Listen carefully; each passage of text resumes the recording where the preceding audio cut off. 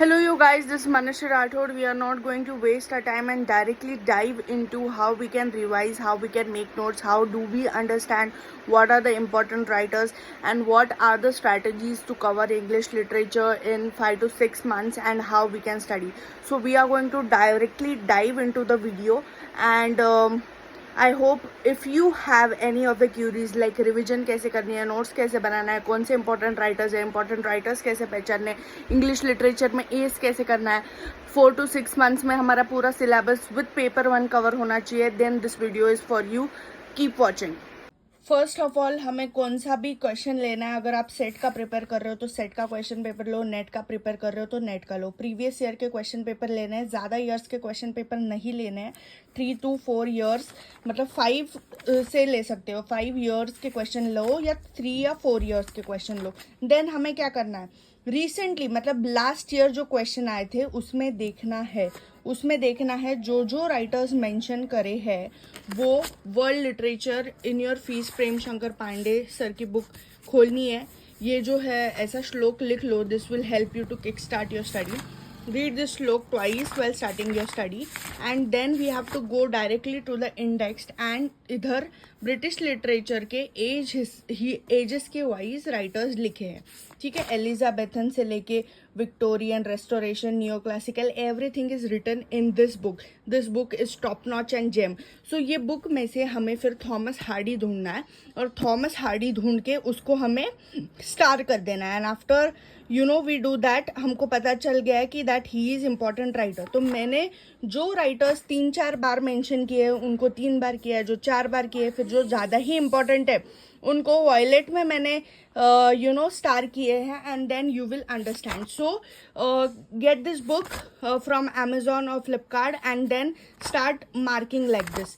Okay, ये book जो है मैंने पूरी पढ़ी है और पढ़ने के बाद इसके काफ़ी नोट्स भी बनाए हैं as you can see. And this book is one of my favorites and it is a top-notch book. It gives you what the age is, characteristics of the age, and then you have to pinpoint what you like. Then you can also write. Okay, Coleridge is a supernatural poet, Byron is a poet of humanism, Shelley is a poet of love and all that thing. And this book is a top-notch book and I recommend it everyone because it is a holy grail kind of a book. So this book has each and every writers with their works and with what they have seen. Major works of Coleridge, these are the major works of Coleridge. Criticism on Coleridge, किसने क्या बोला Coleridge को. तो according to T.S. Eliot, perhaps the greatest of English critics and in sense the last. तो ये criticism किसने क्या किया है, तो आपको क्रिटिसिज्म भी इस बुक में मिल जाता है. आपको वर्क्स भी कवर होते हैं. वर्क्स कवर के साथ आपको वो कहाँ बॉर्न हुए थे वो भी पता चलता है. उनकी फर्स्ट पोएम कौन सी थी ये भी पता चलता है. जैसे जॉन कीट्स की फर्स्ट पोएम थी एन इमिटेशन ऑफ स्पेंसर. कब थी, 1814 में. He is called as second generation romantic poet. Second generation romantic poet कौन कौन थे, John Keats, PB Shelley, Lord Byron. So while you make your notes or while you study, do study on a different kind of depth. Study करते वक्त ऐसे एवे study मत करो कि तुम रीड कर रहे हो, तुम्हें कुछ समझ रहा है कुछ नहीं समझ रहा है. एकदम डेप्थ में रीड करो. जॉन कीट्स क्या है, वो second generation of romantic poet. उसको क्यों ऐसा बोला, उसने कौन सा वक्त था जिसके वजह से उसको ऐसा बोला. ऐसे तुम पूरा डेप्थ के साथ स्टडी जब करोगे तो तुमको दिमाग में घुसेगा भी और ज़्यादा टाइम तक रहेगा भी. जैसे Cockney poets, the term is given by John Gibson Lockhart. ठीक है, इन्होंने दी थी कॉकनी पोएट्स की टर्म. ऐसे क्वेश्चन आ जाते हैं कि who gave the term Cockney poets, तो हमको पता रहना चाहिए जॉन गिब्सन ने दिया है. ओके, सो ऐसी ये बुक है. This book is top notch. अब हमें पता चल गया है कि राइटर्स कैसे पहचानने. जो भी क्वेश्चन पेपर में राइटर्स दिए हैं, सपोज थॉमस हार्डी एक बार आता है ऑप्शन में और उसके बाद आते हैं लॉर्ड बायरन, पीबी शेले, तो पीबी शेले को भी 1 स्टार कर दो, थॉमस हार्डी को 1 स्टार कर दो. ओके, इस बुक में अगर वो 4 बार आते हैं तो 4 बार स्टार कर दो या 4 बार डॉट कर दो. ठीक है, ऐसे तुम तुम्हारे इंपॉर्टेंट राइटर्स जो है वो पहचानो. और कैसे पहचानने हैं, हमें 4 साल के क्वेश्चन पेपर्स लेने हैं. उस 4 साल के क्वेश्चन पेपर्स में देखना है कौन से राइटर्स ऑप्शन में ज़्यादा दिए हैं और वो ऑप्शन पे से ही you know we have to stick to that writers. वो राइटर्स तो हमारे पक्के पक्के होने चाहिए. जो 2-3 साल में राइटर्स उन्होंने दिए ऑप्शन में, वो राइटर्स तो हमारे पक्के पक्के होने ही चाहिए. ऐसा माइंडसेट रखो. और पढ़ाई करते वक्त मैंने जैसे बताया, जैसे मैंने नोट्स बनाई कि जॉन कीट्स के बारे में पढ़ रहे हो, ठीक है, उसका वर्क एंड ऑल वो दिमाग में है, बट वो सेकेंड जनरेशन रोमांटिक पोएट है. क्या है उनके साथ और कौन थे? क्योंकि कभी कभी वो क्या करते हैं, राइटर्स के नाम दे देते हैं और पूछते कि ये कौन से राइटर्स है, इनका ग्रुप कौन सा था, इनका स्कूल कौन सा था. जैसे कॉकनी पोएट्स है, फिर उसके बाद अलग अलग स्कूल्स है, सैटानिक स्कूल है, यू नो बहुत सारी स्कूल्स है. स्कूल्स तो पहले कर लो कौन से राइटर्स के कौन सी है. ओके, अब ये हो गया इंपॉर्टेंट राइटर्स कैसे जानने हैं और कैसे पढ़ना है. और पढ़ते वक्त सिर्फ सुपरफिशियली पढ़ना नहीं है, उसके बाद मैं और बताऊंगी कैसे पढ़ना है. अभी सुनो. अभी जैसे ये जॉन कीट्स है, उसका आगे है कि कौन क्या है. तो जैसे अभी उन्होंने बोला कि कॉग्निपर्ट्स, जॉन गिब्सन लॉकहार्ट ने बोला है कॉग्निपर्ट्स किसको, जॉन कीट्स, पीबी शेली, ले हंट को. उसके वर्क्स क्या है, मैगजीन्स क्या है, सॉलिट्यूड एंड ऑल. तो 3 young poets is a collaborative work. तो ये सब करने के बाद जॉन कीट्स ने 5 सेंसेस के बारे में बोला, इधर तुमको दिख रहा है, तो वो भी कर लो. और उसके बाद जो है, तुम जो है सीधे यूट्यूब पे जाओ, पहले तुम रीड करो, ठीक है. रीड करने के बाद समझ में नहीं आएगा, मुझे पता है. हम क्या इतने अंग्रेज नहीं है कि हम रीड कर ले और हमारे दिमाग में बैठ गया एनालिसिस है, इंटरप्रिटेशन है. नो, हमको थोड़ा सा टाइम लगता है, बिकॉज हम इंडियंस है और हमारा बैकग्राउंड नहीं है इंग्लिश लिटरेचर का. हमको कभी कभी टाइम लगता है समझने को, बिकॉज हमारे मम्मी पापा ने हमसे इंग्लिश में बात नहीं की और टीचर्स भी इंग्लिश सब्जेक्ट हिंदी मराठी में सिखाते हैं. So it's completely normal. अगर पहली बार आपको रीड करके समझ में नहीं आता है तो सेकेंड टाइम क्या करो, फिर से एक बार रीड करो. और इस टाइम रीड करते वक्त नोट्स निकालो. नोट्स निकालो कैसे, अभी वो मैं बताती हूँ. उस हिसाब से नोट्स निकालने, ऐसे नहीं कि सभी लिख लिया, जो इंपॉर्टेंट चीज है वही लिखनी है. जैसे अब ये मेरी नोट्स है, इसमें बेन जॉनसन के बारे में मैंने लिखा है, ठीक है. England's first poet laureate, okay, मैंने ये लिखा है. फिर उसके बाद ओरिजिनल ऑफिशियल कौन है poet laureate, John Dryden. Unofficial कौन है, बेन जॉनसन. उसके बाद वो एक्टर एंड प्ले राइट है with law countries in since 1597. फिर उसके बाद उसके वर्क्स क्या है, इपिग्राम and forest poetic collection by Ben. ये उसके वर्क है, वर्क लिखना है. Every man in his humour made him a celebrity, ये लिखना है, ठीक है. फिर द आइल्स ऑफ डॉग्स, ये तो ये एक सटायरिकल वर्क है जिस टाइम बेन जॉनसन प्रेजेंट था. अब अर्नोल्ड जॉनसन पे क्या बोलते हैं, क्या क्रिटिसाइज किया उन्होंने. अलेक्जेंडर पोप ने बताया Johnson broad critical learning into vogue. Okay, तो ऐसी चीजें जो इंपॉर्टेंट है, क्रिटिसिज्म इंपॉर्टेंट है, किसने किसको क्या बोला. Dryden called later play of Jonson as dotages not well received, ठीक है. सो ऐसे जो है नोट्स ठीक से बनाओ ना, पूरे कलर्स यूज करके बनाओ. टी.एस. इलियट ने क्या बोला है, उसके बाद और कौन से राइटर्स है, उसके बाद हमारे राइटर्स आते हैं. ओड ऑफ सॉलिट्यूड, उसमें कौन से वर्ड्स है, कभी कभी ये लाइंस दे देते हैं और पूछते हैं कि ये कौन सा टेक्स्ट है. फिर उसके बाद imitation of forest, vendor forest. फिर रेप ऑफ द लॉक, उसमें क्या बोला है. फिर एपोलॉजी, तो सिडनी ने क्या बोला है पोएट को. देन इन स्टेशन मेट्रो, ये फर्स्ट इमेजिनिस्ट पोएम है by Ezra Pound. In this poem Pound describes a moment in the underground metro station in Paris, ठीक है. ये पोएम जो है ये ऐसी है, उसकी स्टार्ट इस लाइन से होती है. 14 वर्ड्स की पोएम है. और verbless poetry and haiku. Verbless poetry and haiku is of 3 line poem which consist 14 words. Okay, so मैंने इतना डिटेल में इन नोट्स में लिखा है, मतलब ऐसे लिखा है, मैंने पूरी जी जान डाल दी है. इस तरीके से इन नोट्स में लिखा है कि अगर इसमें से कौन सा भी क्वेश्चन आया तो वो मैं टिक करके आऊंगी और सही ही टिक करके आऊंगी, ठीक है. द गैरिसन मेंटालिटी, किसने कॉइन किया ये फ्रेज? ये फ्रेज कॉइन किया है नॉर्थ ऑफ फ्राई. अब मुझे बताओ, गैरिसन मेंटालिटी ये जो फ्रेज है ये नॉर्थ ऑफ फ्राई ने बोला है, ओके. और हेराल्ड ब्लूम के ऊपर बोला है आई थिंक. सो ऐसे नोट्स बनाओ, मतलब इतना उसमें तुम हाइलाइटर यूज करो, वर्ड्स यूज करो, यू नो पिन पॉइंट करो. उसके बाद कलरफुल यूज करो. जो इंपॉर्टेंट लगता है उसको रेड से लिखो, जो और इंपॉर्टेंट लगता है उसको ब्लैक से लिखो, ब्लू से अंडरलाइन करो. So when you put your creativity in your notes, you are not just putting your creativity, you are giving your 100% while writing your notes. और जब तुम ऐसे नोट्स लिखते हो तब चांसेस बढ़ जाते हैं कि तुम एग्ज़ाम क्वालिफाई कर जाओ। बिकॉज अगर हम किसी चीज़ को 100 देते हैं तो हमें 10x मिलता है। अगर तुम लिख रहे हो नोट्स किसी रफ बुक में, ना कोई इंटरेस्ट है ना कोई ये है, ऐसे ही लिखे जा रहे हो, so you don't get you are giving 50% and expecting कि तुम्हें 100% आएगा। You are giving 80% and expecting कि 100% आएगा। But the magic happens within the 20%। अगर हम 80 से खुद को खींच के 100 दे देते हैं तो हमें 10x यानी 1000% वापस आता है। मैं जो आज लाइफ जी रही हूँ, मैं जो क्वालिफाई करके मुझे जो खुशी महसूस हो रही है, मेरे पेरेंट्स प्राउड है, आजू बाजू के लोग भी काफ़ी एडमायर करते हैं मुझे, मेरे रिलेटिव्स वो भी ऐसे हो गए कि फर्स्ट अटेम्प्ट में क्वालिफाई होगी and this that. So you should create a aura for yourself. Don't wait for anyone की ऐसे होगा फिर सबको समझ आएगा मैं क्या हूँ, वो होगा फिर सबको समझ आएगा कि मैं कितनी होशियार हूँ, मैं कितनी मेहनती हूँ। वो सब बाद में होता रहेगा। तुम अभी क्या कर रहे हो खुद के लिए, that is very important. So while making notes, put your heart, put your head, put your body, put your mind all into it.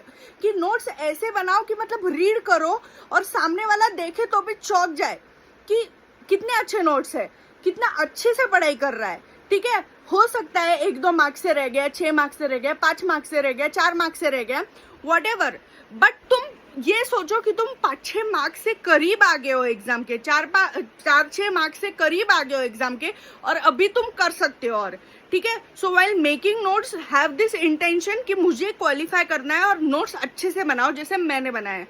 And if you want my notes you can DM me. Now I will show you next. So मैंने तुम्हें notes बता दिए कैसे बनाना है। अब जैसे इमिली डिकल्सन है, उसका बर्थ और डेथ लिख देना है। Emily Dickinson said I find ecstasy in living. ठीक है, तो इसको मैंने स्टार कर लिया है क्योंकि ये लाइन पूछी जा सकती है सेट नेट में। Her few poems appeared in whatever and then she published her poem success is counted sweetest. So that was anonymously published. ऐसा क्वेश्चन आ सकता है, often success is counted sweetest was published anonymously by। तो ऐसे ना हर एक चीज को सोचो कि इस पे क्वेश्चन कैसे आ सकता है। अभी जैसे नॉर्थ ऑफ राय ने टर्म्स दिए हैं, कौन से टर्म्स दिए हैं? Centripetal, move towards structure of the text. तो देखो मैं स्ट्रक्चर ऑफ द टेक्स्ट के पास जा रही हूँ। फिर centrifugal, moved away from the text, text के बाहर, मतलब टेक्स्ट के बाहर जाके मैं सोसाइटी के पास जा रही हूँ। तो बुक थी on Bible the great code, किसने लिखी? He asked if criticism is science as well as arts, किसने आस्क किया? नॉर्थ ऑफ राय ने। फिर उसने ये टर्म की है। फिर उसके बाद important works of Northrop Frye, वो हो गया archetypal criticism popularized by Northrop Frye. तो जब तुम ऐसे टेक्स्ट रीड करते हो, कोई वीडियो देखते हो, कोई चीज समरी देखते हो और फिर ऐसे लिखते हो, और ये जो नोट्स है मैंने ये एक जगह से नहीं बनाई है, मैंने मल्टीपल सोर्सेज से बनाई है। मैंने वीडियोस देखे हैं, मैंने बुक्स पढ़े हैं, मैंने उसके बाद बिगिनिंग थ्योरी पढ़ी है, उसके बाद मैंने world literature in your fees पढ़ा है, उसके बाद मैंने रूटलेज पढ़ा है, मैंने क्या क्या नहीं पढ़ा है, और फिर ये नोट्स बनाए। सो नोट्स बनाते वक्त जो है ऐसी कामचोरी, हाँ कल लिख लूंगा, अभी सुन लेता हूँ, सुन के समझ आएगा। भाई तुमने जो 10 रील के पहले एक रील देखी थी वो तुमको याद नहीं रहती, और तुम सोचते हो कि मैं पढ़ाई देख के कर रहा हूँ और मुझे वो याद रहेगा। No, that doesn't happen. Either you are a reader learner, or you are a writer learner, or you are a visual learner. Identify which kind of a learner you are, and how you are going to identify. First you are going to read and understand. Understand नहीं होता है तो फिर read करके important points लिखो और फिर understand करो। अगर वैसे अंडरस्टैंड हो जाता है मतलब तुम राइटर लर्नर हो, और उतना भी नहीं होता है तो क्या करो, तुम सीधे जाके एक वीडियो देख लो। सपोज तुमने इमिली डिकन्सन आज किया, रीड किया, उसके बाद नोट्स भी बना लिए। अभी इमिली डिकन्सन पे जाके यूट्यूब पे वीडियो सर्च करो, that important works of Emily Dickinson, important terms by Emily Dickinson, important quotes of Emily Dickinson, वो देख लो तुम यूट्यूब से। ऐसा तुम्हारा एक राइटर कवर हुआ है। और अगर इसी दिन में सपोज तुम 20 राइटर कवर कर लेते हो, ठीक है, एक दिन में 20 राइटर कवर कर रहे हो और उसके बाद पेपर 1 कर रहे हो, तो सोचो 30 × 2 कितने राइटर्स हो गए तुम्हारे? एक महीने में 60 राइटर्स हो गए। तो ऐसे तुम्हारा ब्रिटिश लिटरेचर है वो स्ट्रांग होगा, और ब्रिटिश लिटरेचर पे ज्यादा क्वेश्चन आते हैं, लिटरेरी थ्योरी और क्रिटिसिज्म पे भी। तो वैसे तुम जो इंपॉर्टेंट चीजें है ना, ब्रिटिश लिटरेचर तो रोज होना चाहिए, ब्रिटिश लिटरेचर स्किप नहीं होना चाहिए, ये दिमाग में डाल लो। ओके, और अभी मैं दिखाऊंगी कि हमें रिविजन कैसे करना है। देखो अब Alchemist, S T. Coleridge considered this play as having the most perfect plot along with Oedipus and Tyrannus. Okay, so अभी ये उसका वर्क है। इसमें उन्होंने बोला drink to me only with thine, opening line of Cecilia, ठीक है। सन्स ऑफ बेन और tribe of Ben, followers of Ben कौन कौन थे? Robert Herrick, Richard Lovelace, sir John Suckling and Thomas Carew. इसको मैंने शॉर्ट फॉर्म में क्या लिखा? एच से had lunch said thanks. So Thomas Dekker attack John Jonson. So तुम जो है पूरे नोट्स जो है वो ऐसे मेहनत करके दिल लगा के बनाओगे तो मुझे बोलो क्यों तुम क्वालिफाई नहीं होगे? तुमको कोई क्वालिफाई होने से रोक नहीं सकता अगर तुम ठीक से नोट्स बनाते हो ना। So you are going to 100% भी qualified, this is my word. And always remember कि अगर नोट्स अच्छे से बनाओगे तो एग्ज़ाम क्वालिफाई होगे। रिवीजन कैसे करना है? रिवीजन करने का बहुत बहुत बहुत इजी तरीका है। जो कल के दिन पढ़ते हो वो सुबह उठ के 5 बजे उठ रहे हो 6 बजे उठ रहे हो मुझे नहीं पता, सुबह उठते से ही 1 ग्लास पानी पी लो, थोड़ा सा नमक डाल के। नमक has electrolytes which helps your brain to function nicely. वो थोड़ा सा पानी डाल के, वो जो तुमने कल पानी में नमक डाल के कल जो तुमने स्टडी किया था वो देखो, उसको ठीक से रीड करो। रिवीजन हमेशा खड़े रह के होनी चाहिए। मैं कभी नहीं बोलती हूँ कि मस्त बैठ के आराम से हाँ कर रहे हैं इसका ये वो, नहीं। रिवीजन तुम्हारी हमेशा फास्ट होनी चाहिए, ठीक से होनी चाहिए। और मैं बताती हूँ कि कैसे होनी चाहिए इस वीडियो में। अभी suppose T S. Eliot on Ben Jonson, okay. Spanish tragedy Hieronimo is mad again, इसमें कौन कौन थे? गॉर्बडक। गॉर्बडक में कौन थे? Thomas Sackville Norton, and it was publish in 1561। फिर first tragedy of English literature कौन सी थी? गॉर्बडक। फर्स्ट कॉमेडी कौन सी थी? राल्फ रॉयस्टर। सो ऐसे तुम्हारी जो है रैपिड रिवीजन होनी चाहिए। रोज सुबह उठ के जो पिछला टॉपिक होगा, कल जो भी तुमने टॉपिक पढ़ा उसके बारे में आज सुबह उठ के तुम्हारी रिवीजन होनी चाहिए। रिवीजन हमेशा खड़े रह के करनी है, ये हमेशा याद रख लो। फिर उसके बाद तुम्हारा स्टडी सेशन स्टार्ट होगा फ्रेश होके। सपोज तुम 6 बजे उठते हो, 6:30 तक रिवीजन करते हो या 7 तक रिवीजन करते हो, 7:30 से तुम्हारा स्लॉट स्टार्ट होगा। 7:30 से लेके कुछ भी करके खुद को 4 से 5 घंटे खींचना है। बिकॉज सुबह का टाइम प्रोडक्टिव रहता है, सुबह हमारा माइंड फ्रेश रहता है, कचरा घुसे हुआ नहीं रहता है। मम्मी पापा ने क्या बोला, फ्रेंड्स ने क्या बोला, फैमिली ने क्या बोला, कुछ कचरा नहीं रहता है। तो सुबह उठ के 4.5-5 घंटे हमको खींचना है पढ़ाई। उसमें हम पेपर 1 या पेपर 2 कर सकते हैं। मैं यूजुअली पेपर 2 करती थी बिकॉज पेपर 2 इंटरेस्टिंग लगता था मुझे एंड मुझे पसंद था। सो किया 4.5-5 घंटे। जब तुम टेबल से उठते हो, again stand up and revise what you did today. कल का रिवीजन सुबह हो चुका है, आज जो किया उसका रिवीजन उसी वक्त होना चाहिए, उठते वक्त, और वो भी खड़े होकर रिवीजन होना चाहिए और एकदम अटेंटिव रिवीजन होना चाहिए। ऐसा होना चाहिए कि मतलब तुम अगर चल रहे हो, किसी से बात कर रहे हो, चाय पी रहे हो, खाना खा रहे हो, तुम सोच रहे हो कि क्या था, क्या वो गैरिसन मेंटालिटी किसने बोला था? नॉर्थ ऑफ फ्राय ने। और क्या बोला था? सेंट्रीफ्यूगल। सेंट्रीफ्यूगल क्या है? Moving away from the text, okay. तो ऐसा जो है तुम माइंडसेट रखो और ऐसा रिवीजन करो और फिर उठो। तुम्हारा जो भी तुमको काम करना है 7:30 से लेके सपोज तुमने 12-12:30 तक पढ़ाई कर ली और फिर तुमने रिवीजन कर लिया, तुमने जो पढ़ाई किया उसका वो हो गया। फिर उसके बाद तुम खाना वाना खा लेना।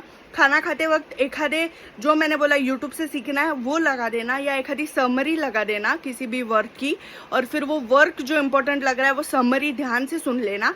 फिर वो जो वीडियो लगा है वो बंद करके बुक में वो समरी शॉर्ट में लिख देना, एकदम प्रिसाइज में 4-5 लाइन्स में वो समरी लिख देना जो भी तुमने पढ़ी वो। एंड फिर उसके बाद ये हो गया तुम्हारा लंच तक। लंच के बाद अगर एक नैप लेना है तो नैप ले लो। नैप से उठने के बाद जब तुम सेकंड स्टडी सेशन स्टार्ट करते हो तो तुमने जो सुबह किया था वो एक 10 मिनट में फटाफट रिकैप कर लो, और जो कल किया था वो 20 मिनट में फटाफट रिकैप करना है सेकंड स्टडी सेशन के स्टार्ट में। सेकंड स्टडी सेशन हमने 3 से 4 घंटे तक खींचना है, वो करना है। फिर उसके बाद जब हम वो सेशन से उठ रहे हैं तो फिर से वो रिवाइज करना है जो हमने पढ़ाई की थी। वो पढ़ाई होने के बाद फिर से जो है हम थोड़ा सा वॉक करेंगे, और रात में हम जो है अगर करने का है तो 3-4 घंटे पेपर 1 कर लो। पेपर 1 का पूरा करने के बाद पेपर 1 का जो किया है वो रिवीजन कर लो, और सोने से पहले हम कल का आज का फुल रिवाइज करके सो जाएंगे। दूसरे दिन उठ के हम पहले जो हमने एक रात पहले किया था वो पढ़ेंगे, और उसके बाद उसके पहले वाले दिन का पढ़ेंगे, ठीक है। अगर ऐसा करते हो तो मुझसे लिख लो कि तुम एग्जाम क्वालिफाई हो जाओगे। मुझसे लिख लो, क्योंकि revision has only one strategy, which is repetition. The more times you repeat, the brain, reloads it, it accepts it, it keeps the information in your mind. और मुझे नहीं लगता है कि अगर कोई इंसान दिन रात सुबह शाम एक ही चीज सोच रहा होगा कि मैं क्वालिफाई कैसे होगा, क्वेश्चन कैसा आएगा, कौन से आंसर का कौन सा क्वेश्चन है, क्वेश्चन कैसा आएगा, ये इसका आंसर ये है, नॉर्थ ऑफ राइन, the garrison mentality, Northrop centrifugal, Mikhail Bakhtin, ये, तो मुझे नहीं लगता है कि वो इंसान नहीं होगा qualify. Of course you will qualify. मैंने ऐसे ही किया और मैंने क्वालिफाई किया है. तो मैंने आपको बता दिया revision strategy, notes making strategy, how to know what are important writers, and these were my notes. If you like it, please comment down, and hope this video is useful, and start studying right from now. Daily at least do 10 hours for 6 months or maximize 12. Okay, but the study should be laser focused. ऐसा नहीं होना चाहिए कि 10 hours हम कर रहे हैं, उसमें 7 से 6 आवर्स ही अच्छे हो रहे हैं और बाकी के 3-4 टाइम पास हो रहे हैं, रील्स देख रहे हैं. No, it should be 10 hours laser focused study, concentrated study, and after that a little time for revision. और जिस दिन तुमको पढ़ाई करने का मन नहीं होता है, स्किप हो जाता है, रिश्तेदार आ जाते हैं, कुछ भी हो जाता है, उस दिन रिविजन करनी है जितने दिनों का किया है, वरना वो पूरा वेस्ट चला जाएगा और फिर से हमको स्टार्ट से मेहनत करनी पड़ेगी. और हमेशा हमेशा ये याद में रखो कि तुम कर सकते हो और तुमने खुद पे भरोसा करना चाहिए. लोग तुम पे भरोसा करते हैं कि नहीं मायने नहीं रखता है, बट अगर तुम खुद पे ही भरोसा नहीं करते हो तो तुम लाइफ में कुछ नहीं कर सकते. And best of luck to all my students, and I know you're going to crack this exam, okay?